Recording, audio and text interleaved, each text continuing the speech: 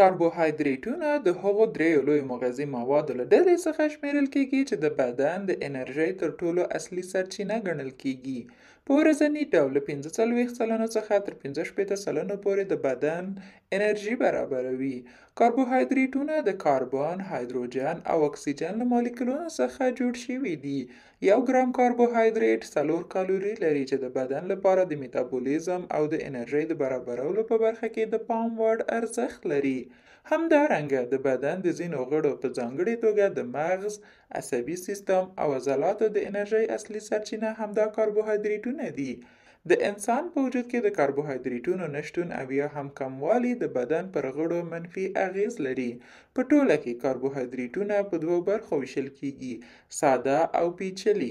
ساده کاربوهایدریتونه لکه قند، وچه ډوډۍ، خواږه چې دا خواړه په اسانۍ سره په وجود کې جذبیږي او بیا وروسته په انرژۍ بدلیږي چې د وینې د شکر د لوړېدو لامل ګرځي. پیچلي کاربوهایدریتونه فایبر لري او د یو پیچلي جوړښت له مخې په سختۍ سره هضمېږي چې د مړښت احساس له ځان سره لري. دوامداره انرژي لري. د فایبر په مرسته د وینې قند کنټرولوي، د کلسترول د کموالي لامل ګرځي او پر دې سربیره د کولمو د روغتیا په برخه کې د پام وړ رول لري. د یادونې وړ ده چې د فایبر په اړه مو په بلې ځانګړې ویډیو کې بحث کړی. که چیرته په ښه توګه کاربوهایدریتونه انتخاب شي، په دوی کې به د خوړو ارزښتناکې سرچینې، ویټامینونه، منرالونه او فایبر موجود وي. د پیچلو کاربوهایدریتونو اصلي سرچینې میوې، سبزي، دانه لرونکي میوې، حبوبات، دال، نخود، ماش او لوبیا دي.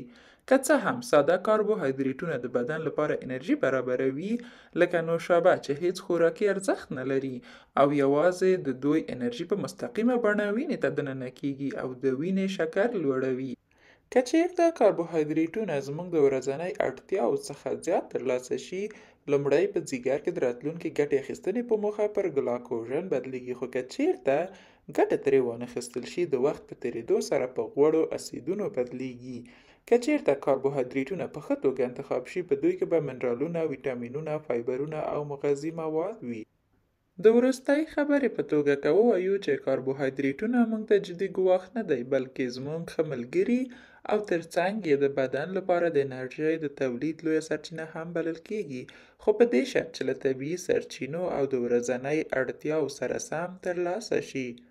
خوښ او سوکاله اوسئ.